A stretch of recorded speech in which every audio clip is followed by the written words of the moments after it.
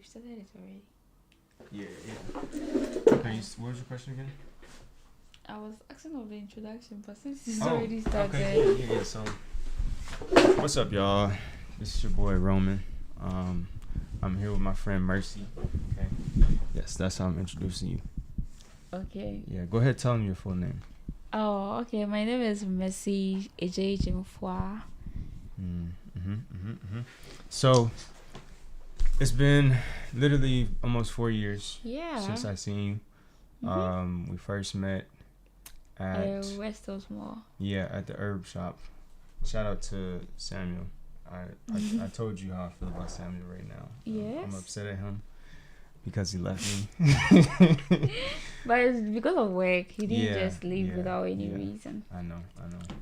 But still. I want to talk about your experience growing up here in Ghana.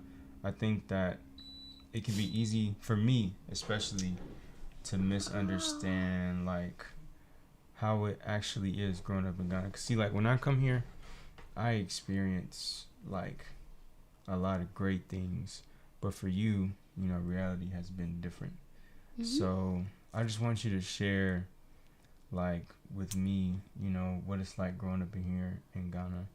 The challenges that you face, the difficulties that you deal with on a daily basis that you may not tell people. Like, tell us like the reality of for you.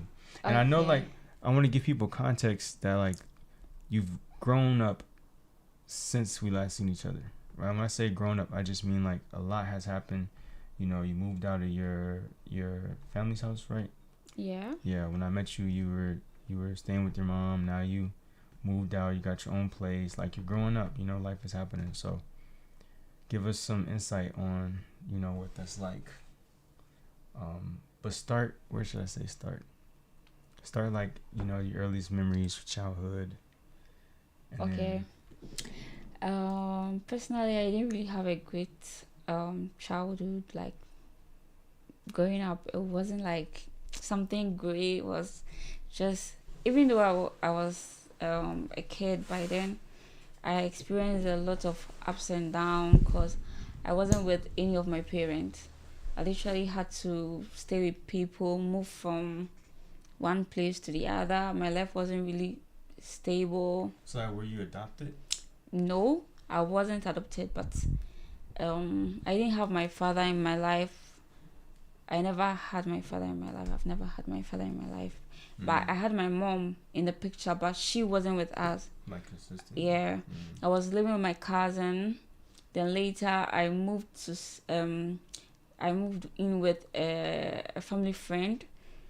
Then I stayed with her for like 5 years till I completed my JHS. And then I moved back to my sister's house. What is that? Yeah, like junior high school. Junior high school. So junior high school is like what age? It's supposed to be between 13 to 15. Okay. 16. Okay. And then so where'd you go after you graduated GHS? Okay, so after GHS I attended SHS, which was Ola Girls. Shout out to Ola Girls. Okay, so I attended Ola Girls. So during that time I will move from my auntie's. I never enjoyed staying home. I would literally want to spend my whole time in school. Then maybe vacation, because it's compulsory to come back home. I'll come home, spend like 3 weeks with my auntie, then I'll just go back. Okay. So that was what I was doing till I graduated SHS as well. That's senior high school. Okay. So you were living kind of like on your own, like as far as independent? Yeah, I was not really living on my own at that time, but I was living with my auntie. You was living with your auntie? Yes, okay, so it was between school and my auntie's place. And my auntie's place. Yeah. Basically. Okay. And so when I met you, where were you at in your life? Were you in college? No. So after senior high school, I worked for a while somewhere else at Abusokai for like a year, close to a year. I was supposed to go to school that year, but there was no money at that time, so I had to work and gather some money. And then after that year, the money wasn't really enough to get me back because I was using that same money for feeding, transportation to eating, my surviving. workplace, and Yeah. so it wasn't enough. And I decided to switch jobs. That was Mm. when I started working at the mall. That's where I met you. Yeah, that was where Okay. you met Okay. me. Okay. And that job was just a temporary job. Like, Yeah. was there any personal interest in that job, or was it just a job? Oh, it was just a job, like Mm. basically. But I put my all in it. I dedicated myself because that was what I was doing at that moment. Mm. Because I need to enjoy what I'm doing. Mm. Yeah, so I dedicated myself to it, and then I worked there for some time. Mm. Okay. Well, that's interesting. That job was a herbal job. Mhm. I'm only saying that because that's where I met Samuel. Yeah. Where Samuel is the one that he kind of introduced me to everybody. Yep. Yeah. Yeah. Shout out to Samuel. I don't know if Samuel will ever watch this. Do you think he'll watch this one day? Yeah, he'll watch it. Definitely. Yeah. He has to. Yeah. So I wish I could see Samuel, but you know, it is what it is. I don't know if I'm gonna see him before I leave. Honestly. I'm sure you would. You think so? Yeah. We'll see. I think so. We'll see. Okay, so let's talk about trauma. What is a trauma that you feel comfortable sharing with? But more importantly, what's a trauma that you feel like is very common here in Ghana that, you know, people go through? Okay. Um. As, That's good. You gotta think Can about you it. ask the question again? Like. So, what's a trauma that you feel comfortable sharing? And then, if that same trauma is something that a lot of people are going through, Yeah. or maybe just share something that you realize is a trauma that a lot of people go through here in Ghana specifically. Okay, so the trauma with fathers leaving their kids alone and like not wanting to take care of them or have anything to do with them is something I've realized is very common. Not even only Ghanaians, like it's something that is common all over. It's happening to almost everyone. And then sometimes people are like maybe it's almost like maybe sometimes they blame the women for it, but I don't think it should be that way, because if they wanted to be in their children's life, they would have been. So that's what I think. So it's a father Yeah, situation. like, and I've never healed from that trauma. I've tried so many times, and because of that I have this thing for guys. At first I didn't really, I think when I was growing up before I got to SHS, I really hated guys. Like I hated them. I didn't want to have anything to do with a man, like nothing at all, because of the like the experience I've had not having a father figure in my life or a man figure in my life. So I really, and then from the stories I heard from my mom about my dad, so I really, and then sometimes if I'm to have a fight with my big sister, she would tease me about it, which I never felt comfortable with.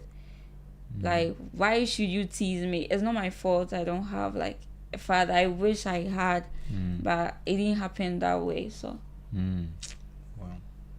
Well, I'm sorry for what you've been through.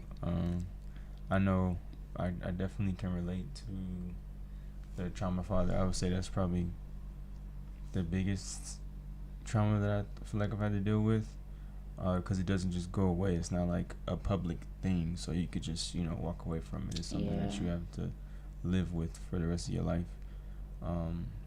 So I definitely understand like where you're coming from.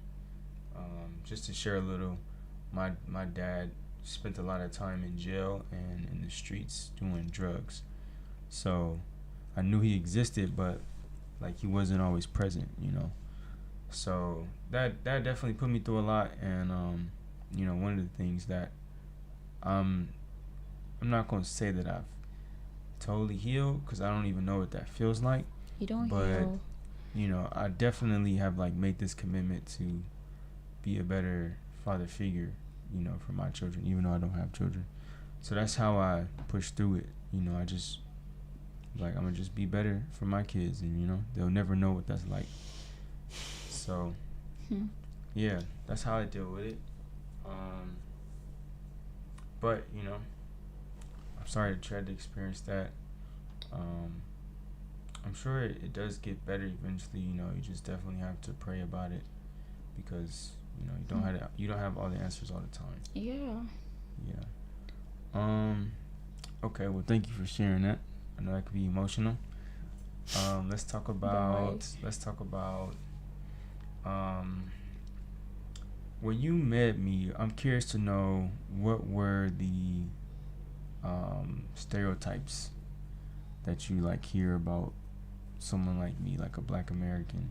Or when you met me, did you think I was black or did you think I was white? Be honest. Like you look like you didn't really look like a black. I didn't really categorize you on the like a black person. Mm-hmm.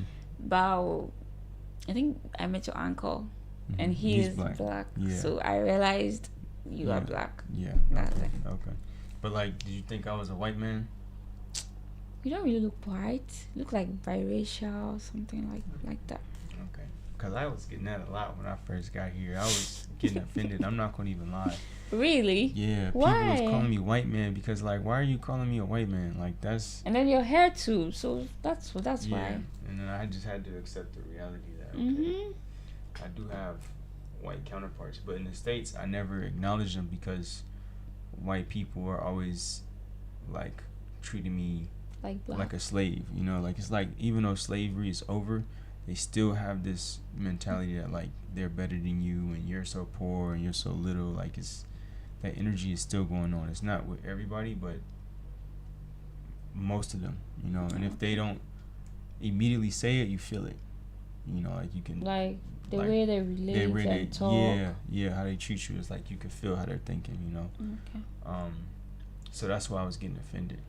So other than that, I'm not a white man. You feel me? I'm black.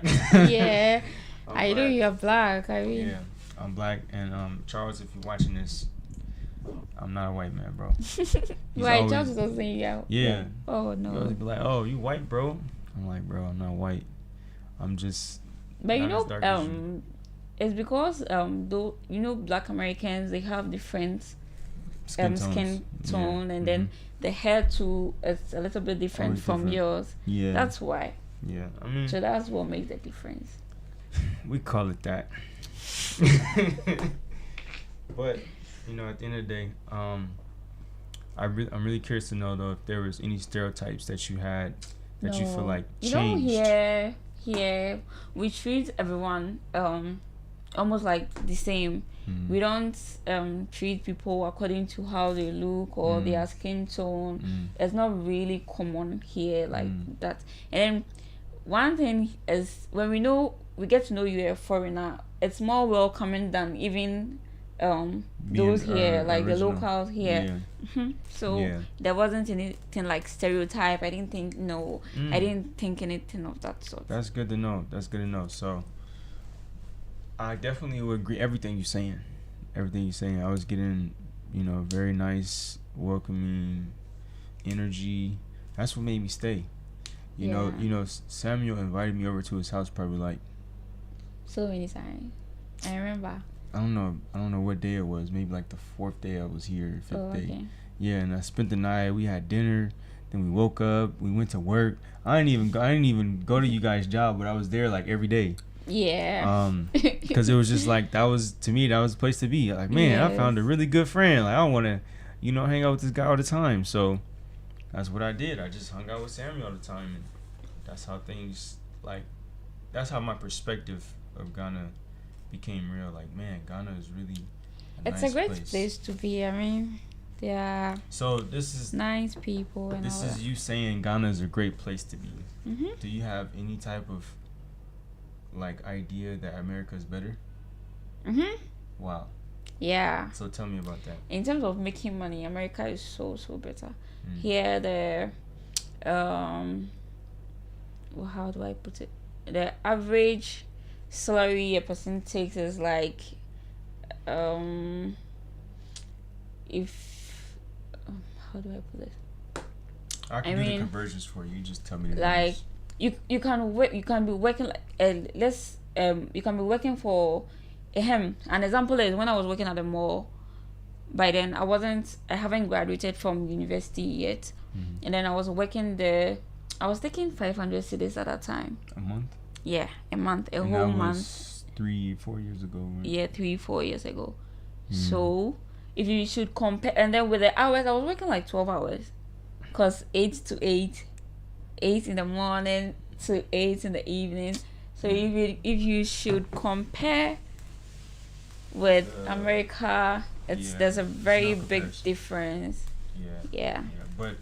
But you know, I feel like what people fail to realize um, is that even though America pays more, 10 times more expensive. Yeah. So if you get a job in America, and let's say you're living in a city, which right now you don't live in a city, but it's the same. Just how the city is expensive, and the city that I live in, okay, yeah, I got a job. It pays me like let's say $2,000 a month. That's how much in Ghana cedis? More than Like 20,000. 30,000. Yeah. But you know how much it costs to rent a 1 bedroom apartment, like minimum? How much? 1,700. Wow. Your money's So gone. yeah, 300. your money's gone. Your money. I'm not joking. That's how expensive it is. Like the average apartment right now in Los Angeles is going for about $1,650 and up. Yeah. So the money you make, you end up spending immediately. Bills. Yeah. So that's the issue, is that you don't have any room to do anything. But but it's eat almost food. it's almost like here too. That's what I'm saying. If you were to be working and Exactly. It's then having like the to same. pay rent Exactly. with that salary, it's impossible. Yeah, It's not possible. and that's why I'm saying people don't do the math that way. Like it's the same. Like if you go there to make money, you're gonna be struggling just like you are here. Yeah. You know, so like right now, my mom, she lives in a valley, which is like an hour and a half, 2 hours away from the city, and her rent is probably like 900. Okay. But that's 2 hours away. Too far. Can be driving 2 hours. And there's nothing to do out there. There's like, you know, like it's very slow. Just how like we used to saying, it's very slow. Yeah, like Kufuija. And then the demographics is totally different. So it's not even like the same tribe, you know. So it's not as easy to like get a job and do this. It's like so many different tribes that it's like, you know, you really have to know somebody. Okay. So it's the same. It's Relatively. the same. It's the same. But I found a loophole, you know, and I know we're not having a conversation about that, but the loophole is I come here, right, I work, I set up different things that the value exchange makes sense. So like the luggage, you know, it costs me like, let's say 400 CDs to make something, and then I go to the States and I sell it for, you know, $100, which is like 1,005 CDs. Yeah. So something like that, and it's like, okay, it makes You're sense. making like 1,000 cities. Yeah, you're making something that you can actually live, you know. And then my media company, you know, for someone like you, like let's say you wanted to work remotely, you would have to really spend time learning how to do graphic design or website design or social media management. But once you learn that skill, we can now get you a remote job where you can work for like a US company, right, and just do their social media, and you make like an easy, you know, 1,500 USD, and you can stay here, you know, and then you can actually see yourself living in the city because you'll be able to afford it. Okay. Yeah. So that's the vision that I had on how I was going to survive if I was going to move here. So, you know, like let me see if I could pull up. Let me pull up this really quick. My company website. Let's see.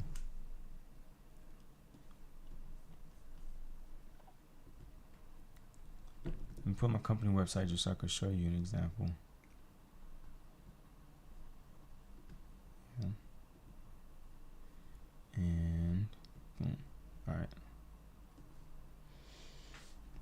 just so you can see what I'm talking about. Okay.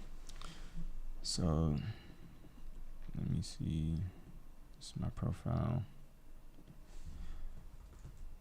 Roman Global Agency.com. And right now my website is under construction. So I have a chief technology officer who manages all of our, media, online stuff. So we're building this website, but this is the concept. So it's a marketing company, and if you were to have your own business, you would go to shop. Okay, the shop button is not showing the products. Let me see. But we have a variety of different products that we sell. Okay. These are all my staff. This is Charles. Yeah. Yeah, Charles is my creative director. So when Charles does projects, depending on what the project is, he makes like, let's say, maybe $50 a week. So that's like $200 a month. $50 a week. Yeah, which is better than most Ghanaian jobs here in the U.S. I mean, in Ghana. Yeah. Let me see.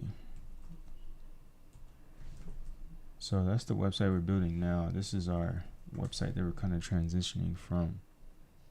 Okay. So, for example, we have career pathways where you come on here. You can apply for a job depending on what your skill is. For our customers, this is like one of our main products, web design. So if you want to get your website built, you will come here and we build your website in less than 15 days. You fill out an application, and this is kind of like the process of what we take you through. This is what you can expect. And so, like, what I do as a CEO of this company, I go to the Los Angeles County City and I'll get contracts. So what that means is like the city wants to help the small businesses in the community with digital services. So they want to offer like website design. So they hired me as a contractor to do all of the community's websites. So they'll pay me, like an X amount for every single client. So I go to the States, get some contracts, and then I'll come back. And then I'll live here, work here. And then once that contract is finished, then I just go back and do the same thing. Okay. Yeah. That's a lot to take in. But, I'm just kind of sharing with you how I've managed to finesse the system, for lack of a better word. Mm-hmm. Yeah. And so I feel like if anybody wanted to do it, it's possible. You just have to really be dedicated to the process of learning the skill, because without the skill, you can't make no money. So that's one thing you do, but it depends on what you want to do in your life. For me, like as an entrepreneur, like if you have the talent to do something like that, I would say go for it. But if your talent is in something else, you really have to focus on what your talent is, because that's going to be the easiest life for you. Yeah. Otherwise, you get frustrated trying to learn web design because it's not what you really it's not want what to you do. were created to do. So what would you say your talent is? Actually, looking at the social media management. I think. For real? Yeah. Like, well, what's your talent though? Like, what's something that My talent that comes to personally, you like effortlessly? Like, what's something you really love to do? making things with my hands. Like, I don't know how to put it. Like bracelets or like waist beads. I can make them, but I like going into like this products, making products, trying them and all that. Basically, that's my area of interest, and anything that has to do with the skin and all that. Like beauty. Yeah. I have interest in that. Okay. So I mean, there's a way for you to like get ahead with that, and it's who you know. But like I would advise you for different things on for you to do something like that. Obviously, you can make a living doing that here in Ghana, but if you sell overseas, you make more money. Definitely, you make more money. Desmond. Desmond, right? No. Desmond, he's the co-founder of Havent Global. Oh, okay. He's the one that The guy. shop. Yeah. Yeah. So even Desmond, like I tell him, like, bro, you need to focus on selling to the states. If you focus on selling to the states, Then how is that you'll make more. possible? How are you supposed to go about that? So it's a process. Mm-hmm. It's a long conversation, but it's possible. You know, I'm doing it. I'm doing it. Um, Cause you are there, it's more easier. yeah, it's easier, but it's all about marketing. And marketing, you know, today is you simply pay for an advertisement. The Mm-hmm. advertisement, as you see, like when you watch a YouTube video and it comes ads, Yeah, the we actually advertisement. run ads on Yeah, Facebook. exactly. So if you advertise to the right people, you'll make money. I think we are not getting the right people. Yeah, you're not getting the right people. Mm-hmm. That's it. That's why you're not making money. You're advertising to people that don't care, that don't have a need for your product. You know. So the best way to figure out who the right people are is to focus on the people that like are closest to you. You know. So we can have a conversation about business all day, but you know, I know you guys are short on time, right? Yeah. Yeah, you guys are short on time. So I just wanted to, you know, introduce you to, you know, my community. This is what it's like in Ghana. These are some hard realities in Ghana. What would you say before you go is your most favorite thing about Ghana? The food. So what's your favorite, like, talk about some of your favorite meals? Oh, okay. I don't really have like a personal favorite, but I enjoy being cool and fufu. Fufu. Basically, is I like swallow like have me some fufu today. you. Mm-hmm. Oh, okay. Sitting on That's my why you stomach, went right to Osu. That's why I went to Osu. That's why I went all the way to Osu just to get some fufu. Okay. So Yeah. those are what I like eating. Like Okay. I'm not really a big fan of jollof. I don't know. Really? Personally. Yeah. Dang, I feel like I eat jollof almost every day. I'm not a big fan. But you know, I love eat Kili it, Willy. but I'm not a big fan. Kili Willy is the best though. Clearly. Yeah. Kili Willy is the best. When last did you get some? Last night. Last night. Yeah. Okay. Yeah. Cool. When's the last time you had some? It's been a while. Like I can't remember. More than a year, like 2 years. I can't remember, like 3 years. You have to remind me why we're friends because that's crazy. Ah. Kili Willy is that was something that I realized I was addicted to, and when I would go to the shop, every time like around like 3 p.m. You get it. I'll go get some Kili Willy, and then when I bring it back, everybody's making fun of me. Kili Willy, Roman got some Kili Willy. Like it's still like a joke today. Like they'll still joke about it. Okay. Like, oh bro, what you want, Kili Willy? And I was saying it wrong too, so it made it even more funny.